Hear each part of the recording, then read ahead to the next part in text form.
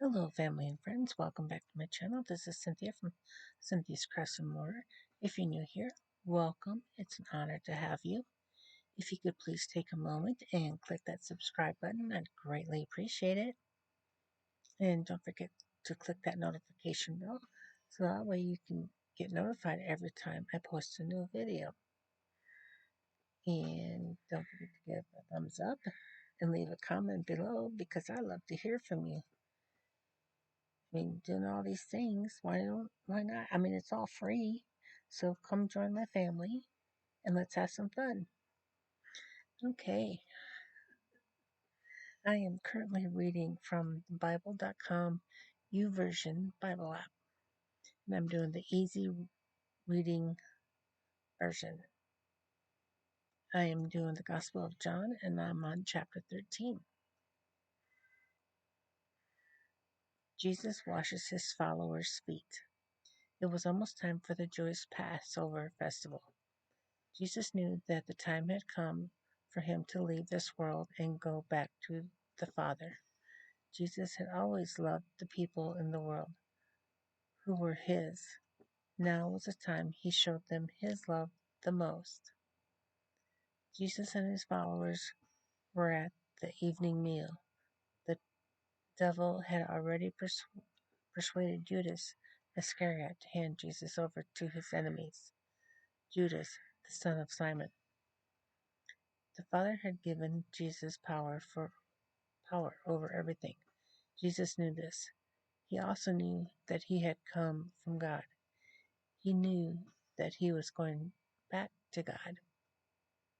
So while they were eating, Jesus stood up and took off his robe. He got a towel and wrapped it around his waist. Then he poured water into a bowl and began to wash the followers' feet. He dried their feet with a towel that was wrapped around his waist. He came to Simon Peter, but Peter said to him, Lord, you should not wash my feet. And Jesus answered, You don't know what I am doing now, but later you will understand. Peter said, No, you will never wash my feet. Jesus answered, If I don't wash your feet, you are not one of my people. Simon Peter said, Lord, after you wash my feet, wash my hands and my head too. Jesus said, After a person has bathed, his whole body is clean.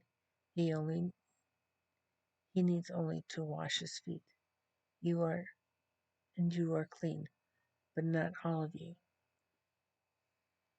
Jesus knew who would hand him over to his enemies. That is why he said, That is all. Not all of you are clean. When Jesus finished washing their feet, he put on his clothes and went back to the table. He asked, Do you understand what I did for you? You call me teacher, and you call me Lord, and this is right, because that is what I am. I am the Lord and teacher, but I wash your feet, so you also should wash each other's feet. I did this as an example for you, so you should serve each other just as I served you. Believe me, servants are no greater than their master. Those who are sent to do something are not greater than the one who sent them.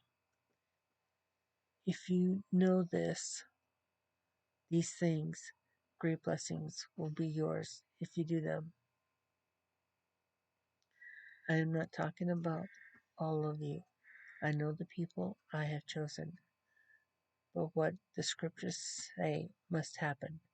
The man who shared my food has turned against me. I am telling you this now before it happens. Then, when it happens, you will believe that I am.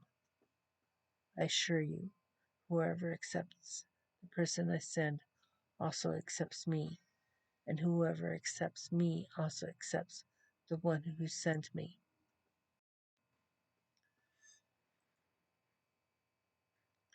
Jesus tells who will turn against him. You can also find this in Matthew chapter 26, verses 20 to 25, Mark chapter 14, verses 17 to 21, and Luke chapter 22, verses 21 to 23. After Jesus said these things, he felt very troubled. He said openly, "Believe me when I say that you will hand me over to my enemies." His followers all looked at each other. They did not understand who Jesus was talking about. One of the followers was next to Jesus and was leaning close to him. This was the one Jesus loved very much. Simon Peter made signs to this follower to ask Jesus who he was talking about. The follower leaned closer to Jesus and asked, "Lord, who is it?" Jesus answered him, "I will dip this bread into the dish. The man I give it to is the one." So Jesus took a piece of bread, dipped it, and gave it to Judas Iscariot, the son of Simon. When Jesus took the bread, Satan entered him. Jesus said to Judas, "What you will do, do it quickly." No one at the table understood why Jesus said this to Judas, since Judas was the one in charge of the money.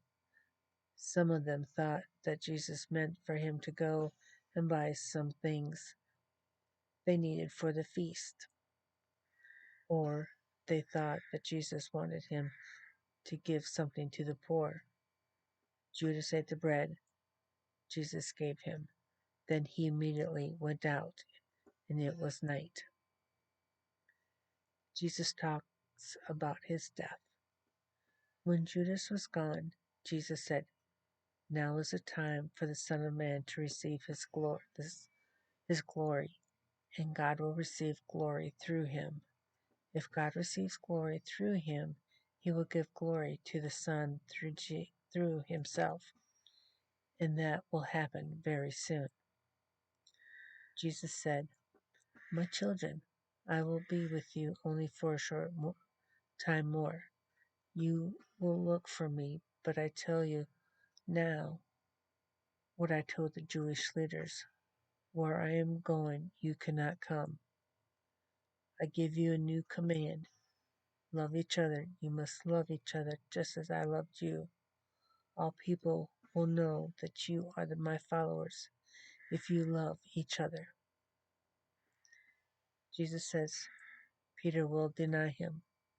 You can also find this in Matthew chapter 26, verses 31 to 35, Mark chapter 14, verse 27 to 31, and Luke chapter 22, verses 31 to 34. Simon Peter asked, "Lord, where are you going?" And Jesus answered, "Where I am going you cannot follow now, but you will follow later." And Peter asked, "Lord, why can't I follow you now? I am ready to die for you." And Jesus answered, "Will you really give your life for me? The truth is, before the rooster crows, you will say 3 times that you do not know me."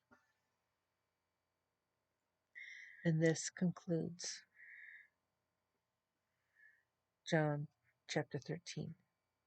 I hope you've enjoyed this story and that you will come back tomorrow and join me for John chapter 14. And I hope you have a beautiful and blessed day.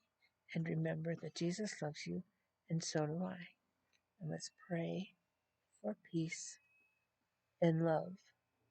Until tomorrow, God bless.